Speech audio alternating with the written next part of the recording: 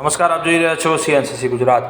સિદ્ધપુરના બિંદુ સરોવર pickup stand પાસે અચાનક જ ઇકો ગાડીની અંદર આગ લાગતા સ્થાનિક લોકોમાં નાસભાગ જોવા મળી હતી। મારુતિ સુઝુકીની આ ઇકો ગાડી હવે સલામત નથી રહી એવું કદાચ કહી શકાય, કેમ કે હજુ ગરમી તેની ચરમસીમાએ પહોંચી નથી।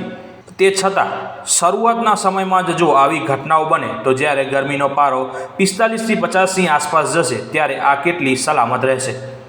તપાસ કરતાં સામે આવ્યું છે કે ઇકો ગાડીમાં શોર્ટ સર્કિટ થતાં આગ લાગી હતી। એ તો સારું થયું કે ત્યાંથી એક જાગૃત નાગરિક મહેશભાઈ પટેલ ત્યાંથી પસાર થઈ રહ્યા હતા અને તેમને પોતાની જાગૃતતા સમજીને તાત્કાલિક ધોરણે ફાયર બ્રિગેડ ટીમને ટેલિફોનિક જાણ કરતાં ફાયર બ્રિગેડ ટીમ પોતાની સમય સૂચકતા સમજીને સ્થળ પર પહોંચીને સમગ્ર પરિસ્થિતિને કાબૂમાં કરી લે છે।